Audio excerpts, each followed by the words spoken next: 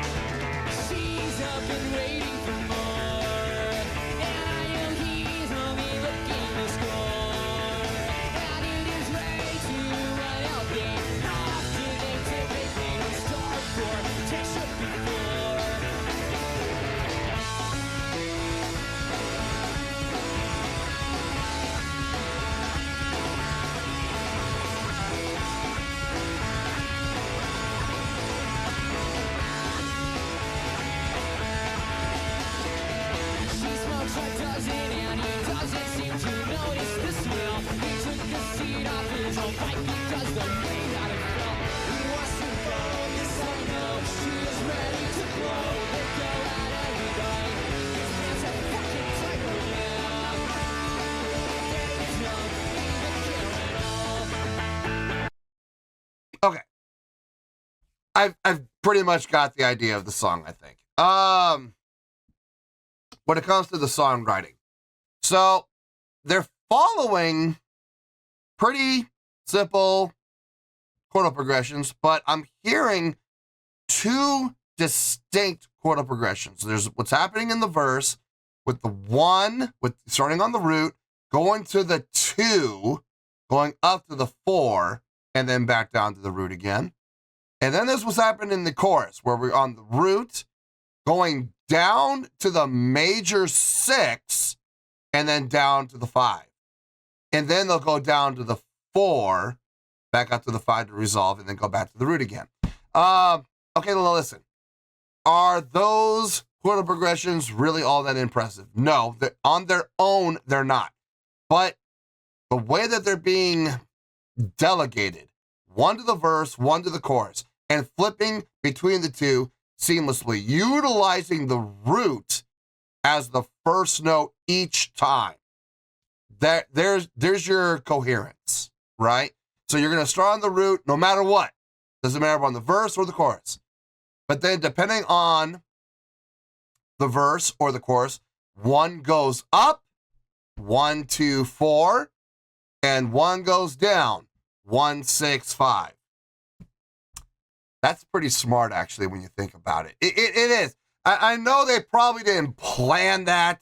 They probably didn't sit there, whipping out their theory and going, how can we really make this impressive? No, I don't believe for 1 second that happened. I think it's just a happy little coincidence. But you know what?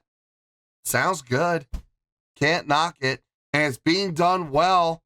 The tempo, definitely playing these two riffs at the tempo they're playing at, it definitely lends itself well. Both riffs lend themselves well to being played at an upbeat tempo, fast tempo. So that definitely helps. I like what the bass player's doing, relying on a lot of L pattern work within each riff. And again, following the same, how should I put this? The same formula for each one. So like on the on the verse where the chordal progression is going up, his L patterns go up. He is also doing, 1, 2, 4, 1, 2, 4, 1, 2, 4, 1, 2, 4. And the root is his 1 changes with each chordal progression. So I'm not saying this is the key that we're in, but for example, let's say we're in the key of A. So the bass player, while the guitar player is playing the A chord, he's playing the A chord, he's playing the A chord.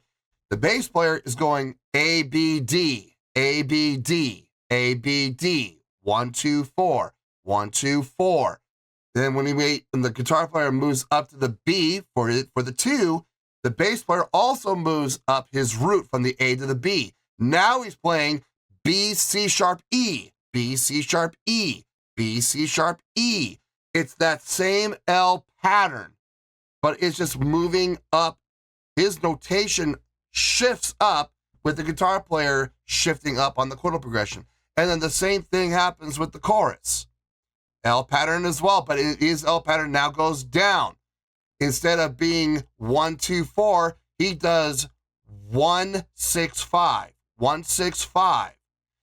And it moves. The root will shift with each guitar chord shift. It's, again, do I think they really sat there and penned this out and thought about it and planned it this way? No. I think the bass player just came up with the L pattern riff and went, oh, there we go. That sounds good. That feels good. Let's just go with it. Again, it's just one of those happy little mistakes that just happens to make sense in a very intelligent way without being done intelligently. You know what I mean?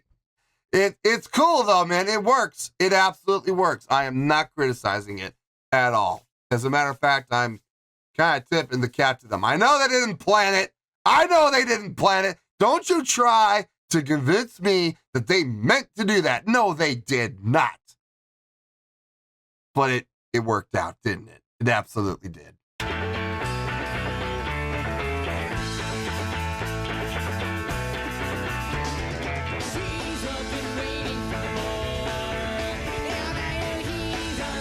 Now it's simplified. Huh.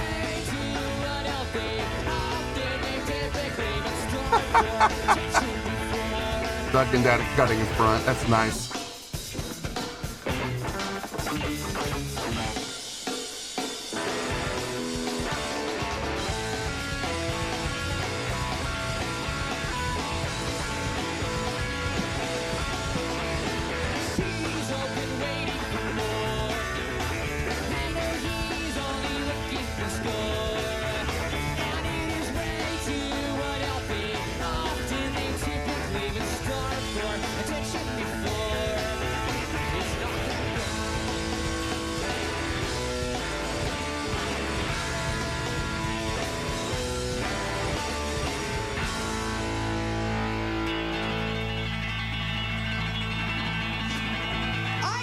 Playing that song.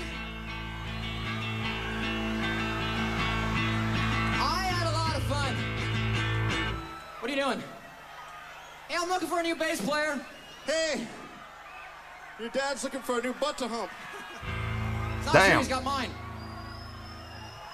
Hey, I want to let you all know that I plan on masturbating in your town tonight 3 or 4 times on your fucking little opera house. There's gonna be semen dripping all over that place. Don't go down there. It's gonna be ugly. Hey, it's Australia Day, right? Fuck yeah. Hey, you know what? Where's Paul? Wait, hang on a second. I know. We were talking about this the other day about how Australia was formed because England kicked you guys out. Like, that's a punishment. Have you guys seen England? That place sucks ass. Yeah, fuck England. Your place Wow. totally rules. Like, you get kicked out of Hey, England. fuck everywhere but Sydney, man. Hey, fuck America. Yeah, fuck America. I hate that place. Fuck the United States and the fucking fuckers. That's all right now. Take a minute to give America the big finger, please. Fuck America. Hey, but let's all say, hey, Mark. Yes. I think we should all say thank you for Baywatch, though, because that's a fucking good show. We can all say thank you to America. David I'm a Hasselhoff. genie in a bottle, baby. Come on and let me out. I'm a genie in a bottle, baby. Come on and let me out. Oh, dear Lord. I'm sure there's a story behind those last 7 or 8 seconds. I'm sure there is. I don't know what the story is. Quite frankly, I'm going to be honest with you. I don't care. Okay. Well, let me take everything into account here. I'll see you in the review and we'll talk about it. Well, there you go, folks. That was Blink-182 with a live performance of Mutt. This was a request from James Jackson. Okay. I thought about it. I took everything into account and I came up with a score. This won't require a whole lot of explanation, so we should. I mean, I predict we'll be done in less than 10 minutes. I don't think it's going to take even that long. But we'll see. I might end up going off on a tangent here. I do see the potential for going off on a tangent, so we might be here a little longer. I guess we'll have to wait and see what happens here. On a scale of 1 to 10, I'm going to give that a 7.7. Yep, 7.7. I feel good about that score. Let me tell you why. Why?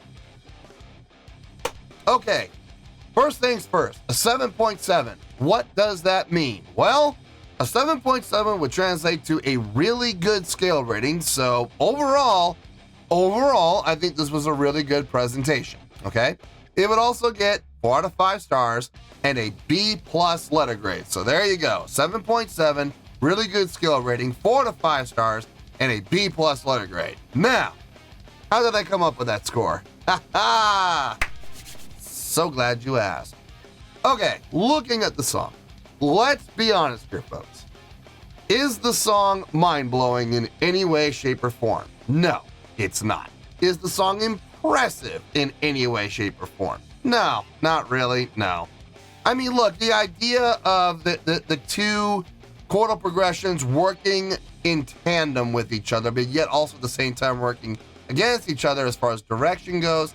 Was that kind of cool? Yeah, it was sort of cool, but number one, I've heard other bands do it before. Number two, I've heard other bands do it better. Number three, I'm not going to sit here and pretend like, oh, they planned that out. They meant to have, that theory come into play. No, they did not. They look, these guys write songs kind of in the style like Nirvana does, or some of those other bands from the 90s, where they don't really think so much about theory. They think about what sounds good. And there you go. They whip it out. They throw it on. I don't even know if they even throw it on paper. They probably don't. They probably just jam it out and go, yeah, that sounds good. Let's remember that.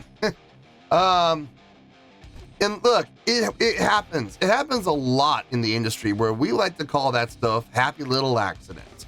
And there's nothing wrong with that. Some of the biggest hits ever in the history of music have been happy little accidents. So is there anything wrong with it? Absolutely not. It worked out for them. It sounded good. All right. It sounded good. It had a nice feel to it. Great energy. Good, really good drive, really good feel. Chordal progressions made perfect sense. Musicianship was clean across the board.